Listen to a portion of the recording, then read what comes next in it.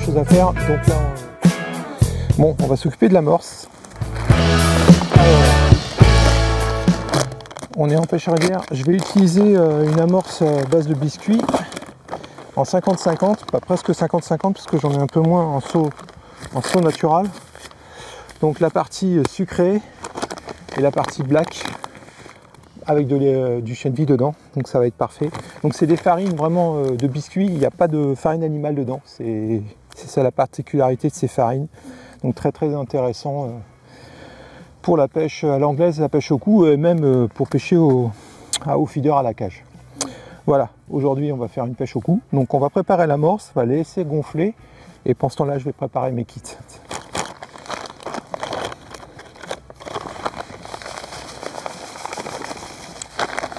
Sous un beau lever de soleil, vous ne le voyez pas, moi je suis en train de fermer les yeux là sûrement, mais un beau lever de soleil en Normandie.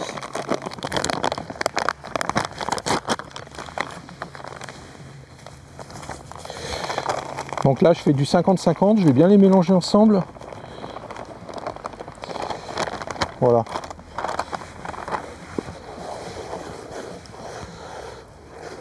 Donc on va avoir une amorce pas trop claire, c'est-à-dire un peu sombre, avec la sauce naturelle black bien sûr. Ouais, ça va être intéressant. Et bien écoutez, on va faire le mouillage. Alors le mouillage, ça fait la deuxième ou troisième fois que je mouille ces amorces. Alors c'est vrai que par rapport à des amorces de farine de poisson, il faut faire attention au mouillage quand même, parce qu'elle a tendance à être très collante. Donc quand vous allez la mouiller, allez-y par étapes. Alors moi c'est toujours avec l'expérience, hein. Il y a des dosages normalement à respecter, mais moi je mouille à mon expérience. Donc faut savoir bien doser le mouillage. Elles sont faciles à mouiller quand même, mais il faut y aller doucement quand même. Et surtout bien laisser un quart d'heure, 20 minutes, la laisser gonfler. Et bien sûr, moi, bon, on est sur des fines montures quand même, hein. Vous voyez, hein, c'est vraiment déjà bien tamisé quand même. On est sur une amorce vraiment faite pour pêcher au cou. Et cette odeur de biscuit qui est super intéressante.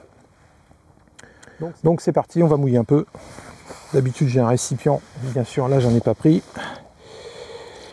Voilà.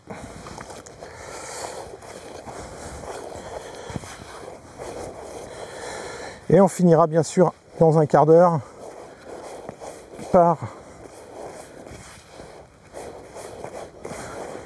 un tamisage pour avoir quelque chose. Le tamisage va vous servir quand même à avoir quelque chose d'homogène et que toutes les particules de votre farine soient bien mouillées.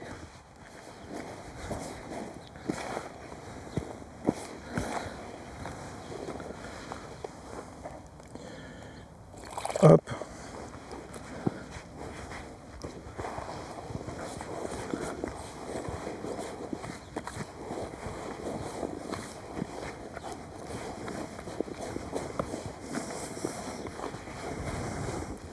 Ah, vous n'avez pas l'odeur, moi je l'ai sous le nez, là, je peux vous dire ça sent très très bon. Voilà, donc là on a quand même des choses, et on va la laisser gonfler et je pense qu'elle sera très très bien dedans une fois tamisée. Donc après je vais dans un quart d'heure, 20 minutes, je vais la tamiser, on verra là, je vous montrerai le tamisage, je vous montrerai la structure une fois terminé, et derrière je vais y rajouter bien sûr des petits pelets durs et quelques grains de maïs pour amener de la couleur et pour faire venir les gros poissons. Allez, maintenant on va s'occuper des lignes. D'habitude on a tendance à pêcher sous les arbres pour essayer de faire la carte. Là je vais pêcher dans l'île de la rivière, du moins je vais pêcher juste à ras de la remontée, ce qui me permettra aussi en cours de pêche, si je vois pas que ça morde, de réduire un peu mon baline de 10 ou 15 cm pour me rapprocher sous les arbres. Mais là je vais volontairement amorcer dans le lit, ça descend tout doucement, donc il va falloir faire gaffe quand même au niveau de l'amorçage, parce que si j'amorce de trop, ça va rouler et du coup je ne pêcherai pas sur mon amorce. J'ai envie d'essayer dans le lit de la rivière pour voir ce que ça va donner. En termes de fond, on a alors 15, 30, ouais, on a 80 cm d'eau sur l'endroit où je vais pêcher, parce que ça descend en fait, vous avez comme ça descend brut. Là je redescends à 80 cm, j'ai un léger plat et après je suis dans le lit. Donc en fait je vais vraiment pêcher dans la marche, juste vraiment à ras de la cassure, où les poissons pour moi vont venir s'alimenter, chercher les vaseux dans la pente. Un petit flotteur, donc là un hameçon de 16 avec un petit grammage, là je suis en 0,6 g, ok. Je vais revoir mes plombages. On va faire un petit plomb de touche. Bah, il y en avait déjà un. Pour avoir une ligne à peu près là. Voilà. C'est parfait. On affinera pour avoir une ligne assez bien tendue. Ça, c'est la première. Donc là, on est sur une ligne, on va dire, brème et tout. Là, j'ai vraiment une ligne très petite, très fine pour faire des petits gardons. Là, je suis sur un hameçon de 18 fort de fer quand même. On ne sait jamais si je tombe sur une carpe. Et en plus, ça n'est pas monté en direct, j'ai un léger bas de ligne. Donc, vous voyez. Et pareil, petit flotteur. Celui-là, c'est un 0,3 g. Donc, vraiment pour pêcher, des petits gardons. Pour commencer la pêche. Avec un petit bouquet d'asticots, des petits asticots pinkies. Ok, et la dernière, on va dire un peu plus forte. Donc là, c'est plutôt pour mettre du pelé mou, du maïs. J'ai du pain aussi, du pain. Là, on est sur un hameçon, c'est du 14. Voilà. Donc toujours pareil, hameçon de 14, 10 cm, un petit plomb de touche. Là, je regroupe tous mes plombs et ma ligne avec un flotteur de 0,4 g. Vraiment quelque chose d'assez... mais je suis en ligne, là, je suis sur du 20, je sais même pas, là j'ai un doute, ça doit être du 24 centièmes. On est plutôt au-dessus de 20 centièmes, on va dire, voilà, comme ça je me trompe pas. Petit flotteur cédrom, voilà, tout simplement. Celle-ci, ça va vraiment être pour pêcher pelé mou, pain et maïs.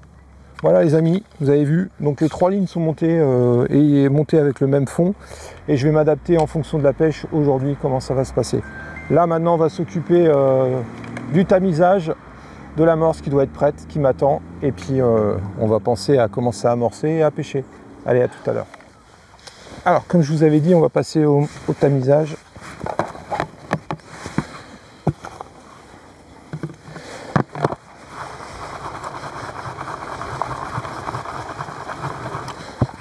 On a des gros morceaux qui se sont agglomérés, et c'est pour ça que le tamis est important, pour avoir quelque chose d'assez homogène dans votre amorce. Alors c'est quelque chose que je ne faisais pas avant, de tamiser mon amorce, mais maintenant c'est vrai que j'utilise de plus en plus des amorces au cou, et du coup c'est quand même bien pratique le tamis. Donc là j'ai un tamis de 3 mm, un tamis plus épais, 4 mm c'est le standard apparemment qu'on utilise le plus, mais là moi j'ai pris du... Bon, après on est sur une fine monture, une amorce fine, donc il n'y a pas besoin d'utiliser du 4 mm. Par exemple là l'excédent, quand j'arrive pas à le tamiser, ce que je fais, quand je pêche surtout au feeder, à la cage, c'est ce qui me sert justement à faire mon amorçage au spot aussi. Bon là on va prendre son temps. Bon, d'avoir un tamisage avec une grille de 3 mm, ça vous permet quand même d'avoir une amorce assez fine qui va bien travailler dans la particule d'eau et au fond, du fait de sa finesse. Là, on voit bien les petits morceaux qui se sont agglomérés où il y a un peu plus d'eau, et ça c'est pas bon ça. Voilà.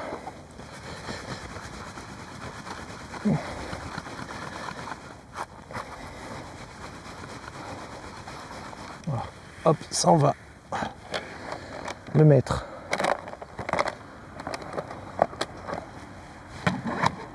là-dedans. Voilà. Voilà, vous voyez, je me retrouve quand même avec quelque chose de vachement bien.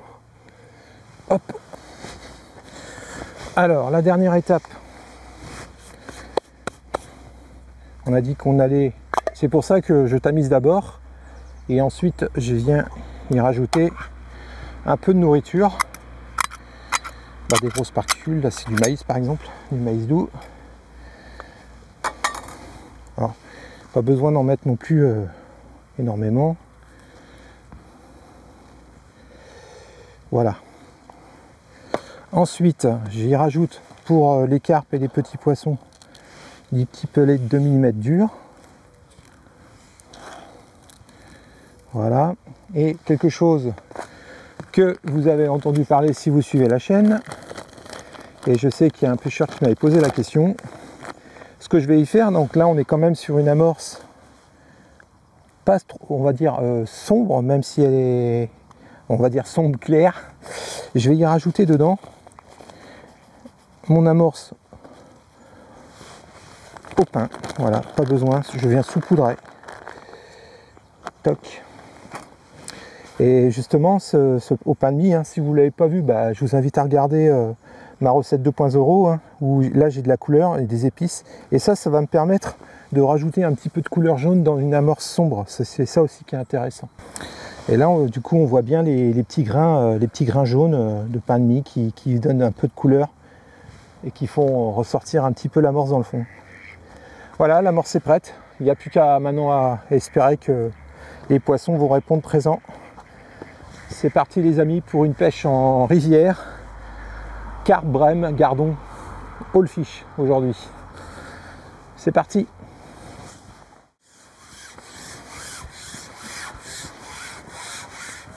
Alors, ce qui aurait été bien aussi, c'est d'utiliser du chènevis bouillanté. J'en ai pas préparé, j'en avais pas de près d'avance, donc du coup, j'en ai pas, mais ça aurait été intéressant aussi pour faire venir le blanc. Le but en fait de tout ça, c'est faire venir les petits poissons. Derrière, ça fait venir la brème. Le cycle normal alimentaire des poissons. Hein. Les petits poissons arrivent, après c'est on va dire les plaquettes, les gros gardons, les grosses brèmes, et ensuite on finit par la carpe. Allez, encore une boule, cette fois-ci.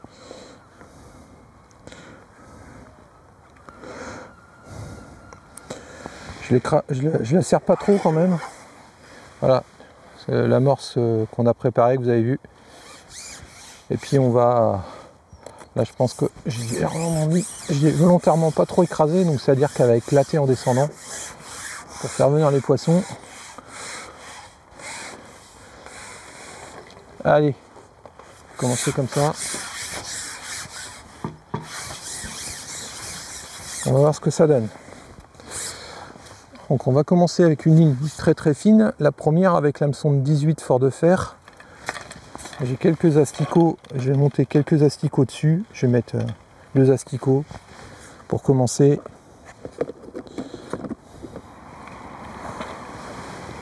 Voilà, j'ai mis 2 asticots, je suis quelqu'un de gourmand parce que je cherche les gros poissons. Et c'est parti.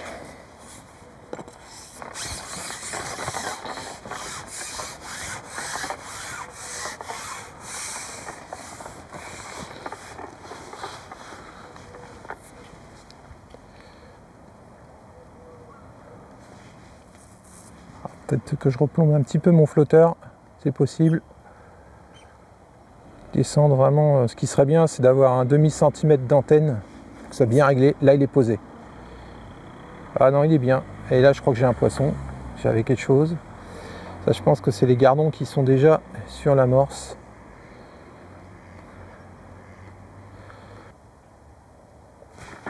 Ah ouais. Vous avez vu, c'est des petites touches vraiment... Bon, j'ai pas encore mis la bourriche à l'eau. On va voir si on la met ou pas.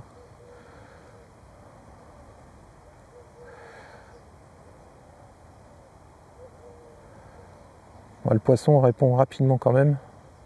C'est intéressant.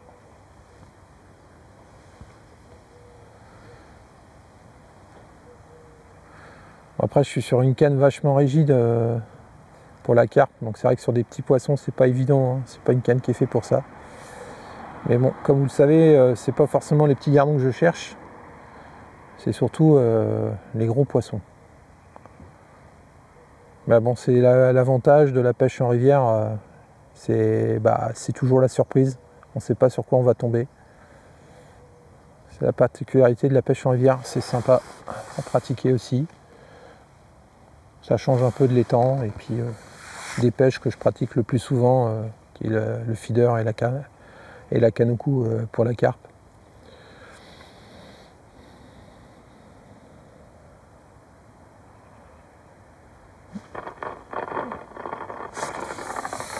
Voilà, notre premier poisson.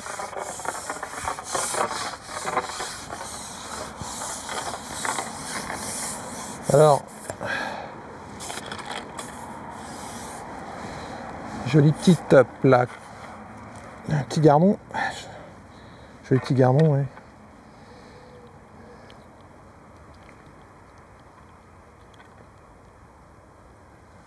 Voilà.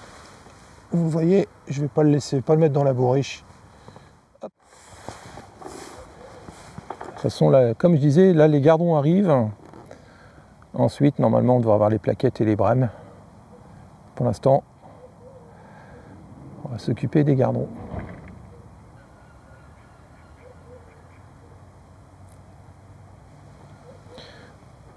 Donc là, on n'a plus de touche.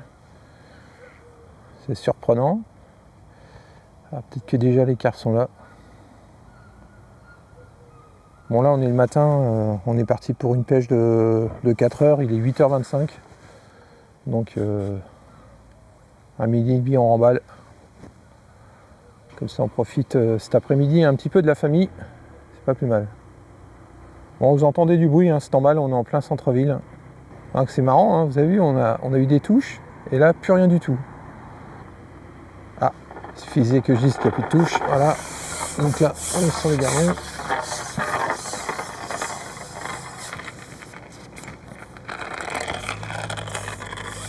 Oh, c'est des beaux pépères. Alors ça, c'est une plaquette par contre. Donc là, c'est une plaquette. Donc là, les plaquettes sont arrivées. Voilà, une plaquette. Hop. On va remettre 2 asticots. Vous voyez, c'est une approche quand même qui reste simple. Portée de tout le monde. C'est juste essayer de pêcher où vous avez amorcé. Bon, pour l'instant, je vois pas de boule de marsuinage. Ça, c'est quelque chose aussi qui est important à suivre, à regarder. C'est quand vous commencez à avoir des petites bulles qui remontent, c'est du fou, ça fouille dans le fond et tout, mais là, c'est pas le cas pour l'instant.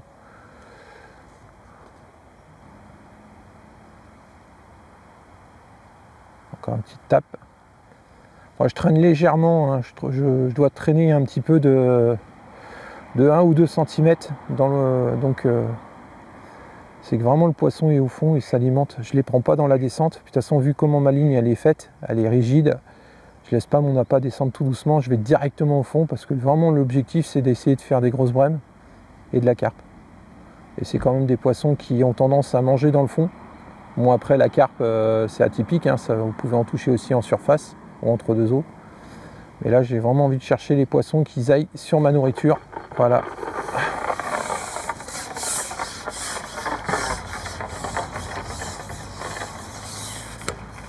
Bon, je suis pas un expert de la pêche au cou au blanc, hein. Encore une plaquette. Mais en tout cas, ce que je suis en train de vous dire, c'est pas des conneries. Donc là, vous avez vu, on a fait un gardon et les plaquettes sont tout de suite arrivées sur le coup. Donc ça, c'est très très bien. Après, logiquement, les grosses brèmes vont venir. Ce que je vais faire, c'est que je vais remettre une boule d'amorçage. Hop.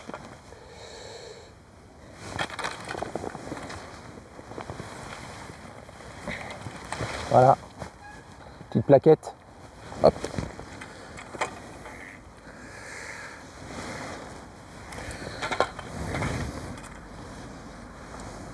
Essuyer les mains.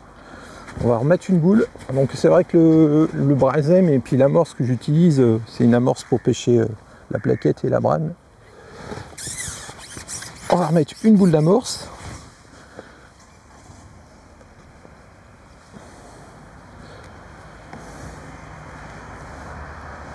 Voilà. Toc. Alors dites-moi en commentaire si de ramorcer aussi rapidement, vous avez vu, j'ai pas mis grand chose. Volontairement, je dépose à la coupelle pour pas faire de bruit. C'est un choix, après vous pouvez lancer à la main aussi. Mais là, on n'a pas trop de fond et tout. Alors, je repère avec ma cuisse pour essayer d'être à peu près toujours précis dans le même endroit où j'amorce. Voilà. C'est parti. Toc. Toc. Allez, on y retourne. Je suis toujours à l'asticot pour le moment.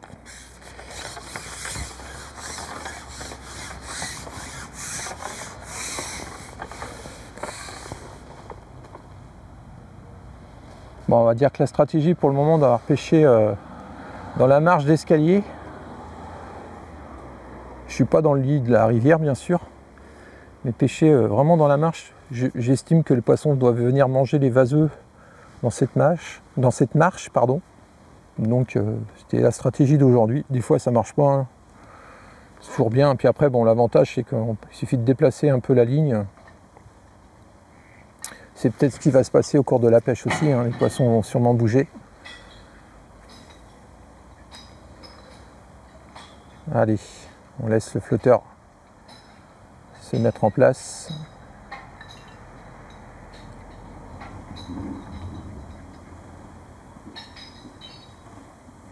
Ah, la difficulté là, c'est comme on est légèrement en pente, quand vous mettez des boules d'amorce, elles peuvent rouler et ce coup pas forcément pêcher à l'endroit où vous amorcez. Donc c'est super important de bien déposer votre coupelle toujours au même endroit en faisant un repère sur votre cuisse avec la sérigraphie de la canne pour essayer de toujours être à peu près à la même distance de pêche. Parce que là, c'est sûr que c'est ce qui permet d'être efficace en termes de touche. Et là, mon flotteur, il ne descend pas. Je vais reculer un petit peu. Voilà, je dois vraiment être dans la pente là.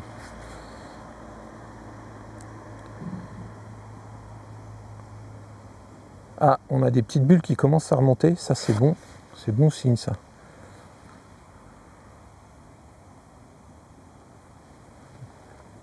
Hop. Alors, de temps en temps, de faire des aguichages, c'est bien aussi. Bon, là, c'est dommage, il y a pas trop on n'a pas de courant pour l'instant, donc la marée doit être haute.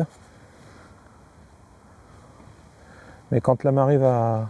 quand la mer va se retirer, on risque d'avoir un courant qui va aller de la gauche vers la droite. J'ai pas regardé les coefficients de marée. Mais là, ça bouge pas du tout, on est stable, on n'a pas de courant. Donc on peut pas faire de dérive.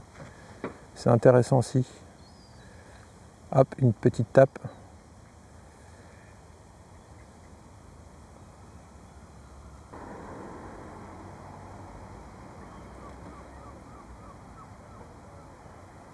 On dirait que la boule d'amorce a cassé le cou, c'est bizarre. J'ai fait un choix. Ah, n'hésitez pas à me mettre un commentaire. Est-ce que vous auriez fait la même chose que moi? Ramorcer, est-ce que c'est pas trop vite? N'hésitez pas, l'espace commentaire en dessous est fait pour ça. C'est intéressant d'échanger et d'apprendre ensemble.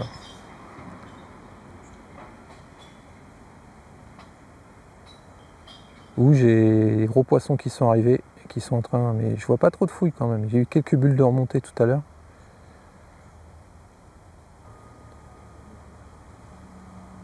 Ah, petite tape.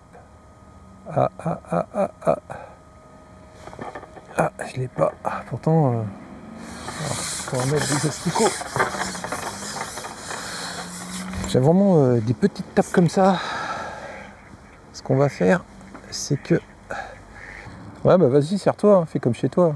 C'est 4 €.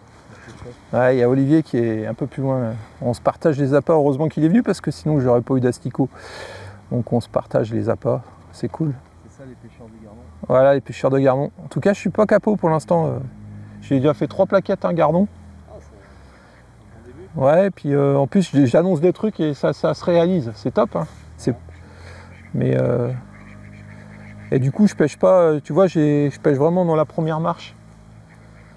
Je suis pas dans... Ouais, normalement, tu pêches plus sur le haut fond. Ouais, sur le haut fond. Et là, j'essaye comme ça pour voir. Je suis pas dans le fond dans le bras de la rivière, mais je suis dans la marche en fait. Bon, bah bonne chance. Ouais, merci à toi aussi. À tout à l'heure.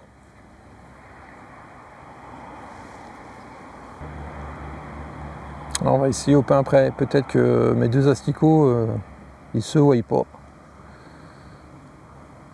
Puis j'ai pas amorcé, j'ai pas mis d'asticots dans l'amorce non plus. Donc j'ai mis que du maïs et du pelé, comme vous avez pu voir. Donc autant essayer avec un grain de maïs.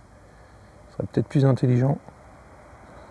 Mais on va passer par le pain d'abord, parce que bon, ils sont habitués ici à être noués au pain, les poissons.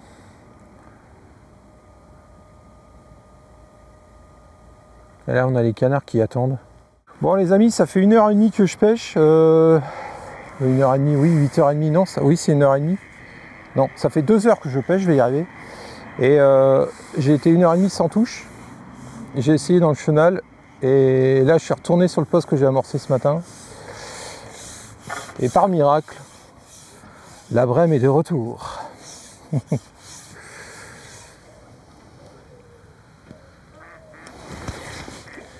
Ah, un beau plateau. Ouais, piqué vraiment en dessous. J'ai bien eu au ferrage. Voilà.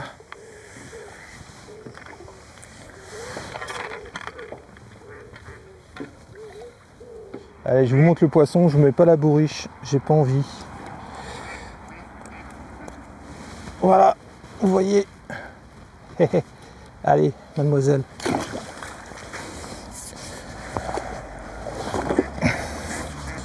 Un bouquet d'asticots.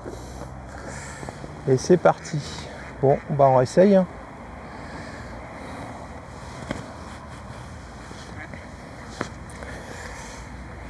On va voir si elles sont de retour. J'ai laissé le poste se reposer une petite demi-heure. Ouais, j'ai amorcé dans le chenal. J'ai fait un coup dans le plus profond. On a 1m50, 1m60 de fond au milieu. Donc, mais bon. Donc j'ai fait 2 coups, du coup je vais alterner, hein, on va bien voir. Hein. Bon par contre là c'est hameçon de 18 fort de fer en 12 centièmes. 2 asticots, c'est ce que je vous ai montré ce matin, voilà. Allez, une bonne bave. On essaye, on va bien voir.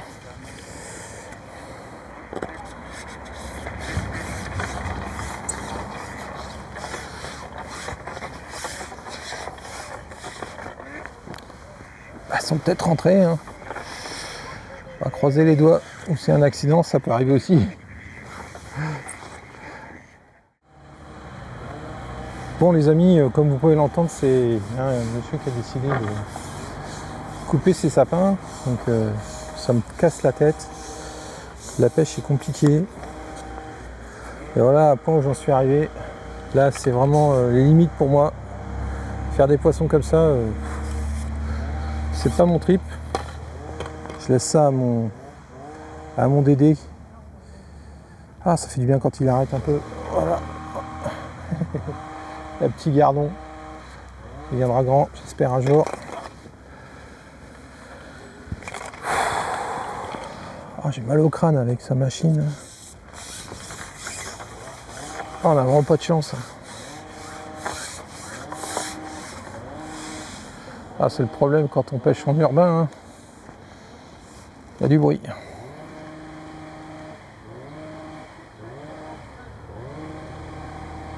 Alors, le problème c'est que si les petits gardons sont revenus, c'est quand même bizarre parce qu'on a commencé par faire de la plaquette et tout et une grosse longue pause pendant 1h30 et là les poissons sont revenus mais c'est du petit poisson. Alors, on voit bien comment mon flotteur se déplace là.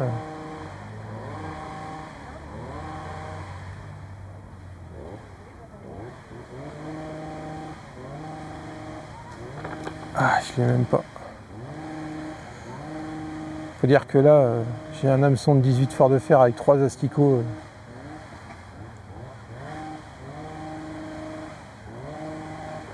voyez, les poissons sont... J'ai du petit poisson d'arriver sur le coup là.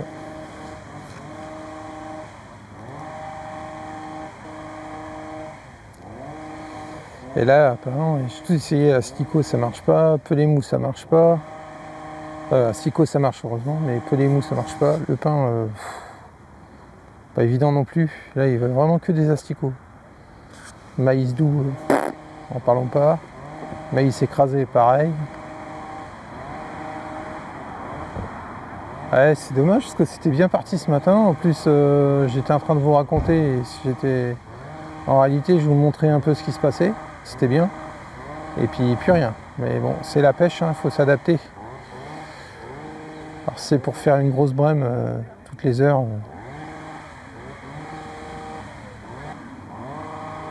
Et dès que vous... C'est vraiment la taille d'hameçon, parce que si on passe sur un hameçon supérieur, il n'y a plus de touche.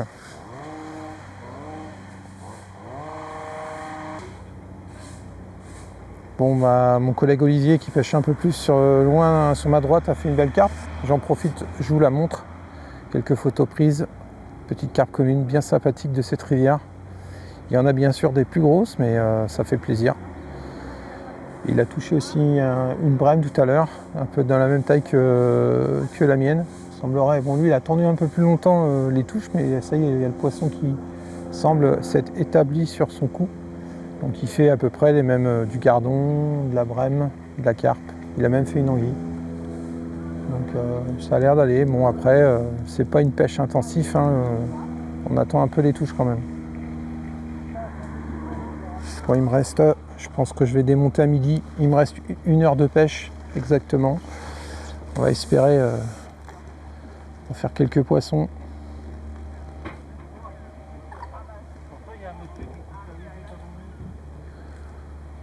Et ça cause derrière moi, c'est les camping-cars. C'est une horreur. Mais bon, on est en période... c'est l'été, c'est les vacances, donc c'est pas forcément la meilleure période pour venir pêcher ici, et surtout sur ce poste. Bon écoutez, c'est pas la peine que je vous fasse écouter le bruit, la nuisance sonore de la ville. J'essaye, je rallume la caméra dès qu'il y a un petit poisson, ou sinon on fera la conclusion tout à l'heure. Allez, à plus.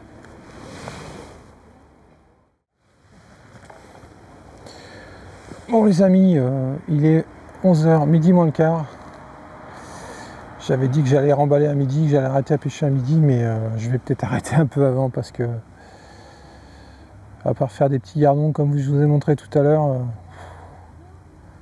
et là la marée, en fait la mer est en train de descendre, on a un courant qui va de la gauche vers la droite. Et bon, j'ai mis un asticot, bon attendez, on va laisser passer le avec sa moto là.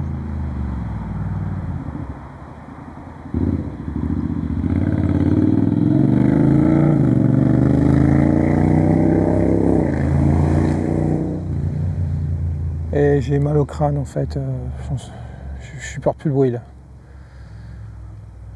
Il y a trop de bruit pour moi là. Voilà. Encore une petite touche. Donc on a une légère petite coulée, c'est sympathique, mais...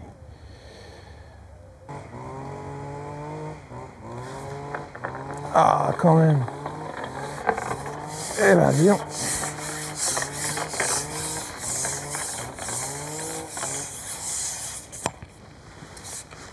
Ah bah d'accord, une perche. On aura fait tous les poissons, une perche. C'est ça aussi qui fout le bordel. Donc la magie de la vidéo, on se retrouve quelques jours, on va dire même une bonne semaine après ce tournage. Voilà. On va recommencer, il y a les cloches. Il est 17h. Hello les amis, on se retrouve au calme à la maison, chez moi, accompagné de la pluie, parce que nous sommes en Normandie. Alors, en fait, la pluie, en ce moment, c'est 4 jours de soleil, une journée de pluie, et je pense que bientôt, ça sera 4 jours de pluie, une journée de soleil ou du gris, parce que le gris-soleil en Normandie, c'est la même chose. Maintenant, je ne pourrai plus charrier mes amis bretons.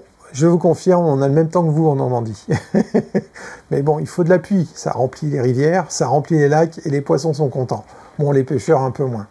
Donc on se retrouve quelques jours après ce tournage, la magie de la vidéo. Je suis parti en vacances, je suis revenu. Et du coup, là, j'étais en train de dérocher. Je suis en train de monter la vidéo. Et bien sûr, j'en ai profité pour prendre quelques notes. Les notes que j'ai là pour vous faire rapidement un condensé de cette conclusion. Alors, pour moi, c'est particulier de pêcher l'été. C'est pas une période que je préfère, surtout juillet à août, et surtout par chez moi, parce que, comme vous le savez, j'habite au bord de la mer. Donc, beaucoup de vacanciers en ce moment, beaucoup de bruit.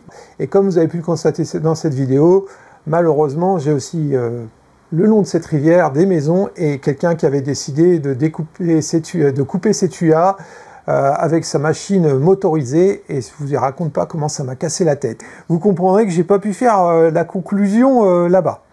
Donc la pratique de pêche en cette période, pour moi, surtout dans ce coin, c'est pas quelque chose que j'aime, mais en fait j'ai mon collègue et ami Olivier qui est en vacances en Normandie, et comme on se voit pas souvent, on se voit généralement une fois par an, et ben ça me permet quand même de partager des moments halieutiques avec lui, de pêcher avec lui, de se charrier, de rigoler, de passer un bon moment. J'aurais normalement pas dû vous filmer ces moments, je vous les partage, c'est mes petits secrets à moi. Alors je vais reprendre mes notes et revenir vraiment au fond du sujet de ce film. Donc j'ai pêché un peu cette rivière cette année, j'ai pas forcément partagé en vidéo, parce que je fais quand même des pêches pour moi de temps en temps, et je suis surpris cette année que ce soit pendant les concours qu'on a pu faire, les 2 concours et quelques pêches rapides, en fait les poissons arrivent très très vite sur l'amorce. Malheureusement on n'arrive pas à maintenir ce banc ou avoir des touches régulières ou une pêche un peu plus régulière qu'on connaissait. Et je ne suis pas le seul à être confronté par le problème aujourd'hui. Et je ne sais pas ce qui s'est passé. Est-ce que c'est les niveaux d'eau, l'appui qu'on a eu cette année? Enfin, on peut se poser plein de questions. Il y a de l'activité, il y a des poissons, mais ils ne sont pas forcément intéressés par ce qu'on leur donne. Autre point aussi, c'est que j'avais quand même l'habitude de temps en temps de faire des poissons, des carpes communes de 6 à 8 kg. C'est vraiment les poissons qui étaient assez, on va dire, présentes sur cette rivière, sur ce secteur en tout cas. Et cette année, chose particulière, c'est qu'on fait beaucoup de carpos. Bon, ça c'est une bonne nouvelle, ça veut dire qu'on a une reproduction, surtout qu'on a eu quand même un peu de mortalité l'année dernière avec la sécheresse. Et puis des carpes, mais des carpes de 1 kg, 800 grammes, c'était pas des poissons qu'on a l'habitude de faire. Alors est-ce que le biotope a un peu changé? Et du coup on se retrouve plutôt avec une densité de petits poissons, et donc c'est peut-être une des causes aujourd'hui de faire quand même, j'aimerais bien faire une carpe commune, quelques carpes communes de 8 kg que j'ai l'habitude de fréquenter sur cette rivière. En tout cas, le point positif cette année, c'est qu'on a une belle rivière, elle est nickel, elle est pêchable, un bon niveau d'eau. Malheureusement, on n'a pas forcément, en tout cas moi j'ai pas forcément les carpes que je recherche, mais on va pas faire le difficile, hein, on prend ce qu'il y a, c'est la pêche. Comment s'est passé ce petit film? Comme vous avez pu voir, c'est un peu dommage, c'est que ça avait super bien commencé. En plus, je donnais des explications, c'est-à-dire que la façon dont on approche, et ça c'est toujours cool quand ça fonctionne, c'est-à-dire que j'ai fait un amorçage de façon à faire venir les petits poissons, les plaquettes ensuite, et quelques brèmes, des grosses brèmes, c'est ce que vous avez pu voir en vidéo, et ça fonctionnait. Malheureusement, les carpes sont jamais venus, et on a eu après une coupure. C'est pour ça que j'ai décidé d'arrêter. J'espère que ce petit film vous donnera envie d'aller à la pêche, parce que c'est quand même le but de mes vidéos, c'est de donner envie d'aller à la pêche, de découvrir cette passion. Bien entendu, je vous remercie encore pour tous les échanges que j'ai vus sur les dernières vidéos. Merci, j'adore échanger avec vous. Maintenant, comme je dis à chaque fois, le petit like, c'est gratuit, ça fait plaisir à Titi. Et ne loupez pas les prochains épisodes, dont un où je fais une pêche au feeder avec Olivier, parce qu'il y a encore quelques épisodes avec Olivier que je partagerai ou je partagerai pas, mais celle-ci je pense qu'elle sera partagée parce qu'elle est montée. Une pêche en après-midi, en grand lac, au feeder, et je peux vous dire, Titi, il a vu de la brème. Allez, moi je vous dis à très vite pour d'autres aventures. Ciao!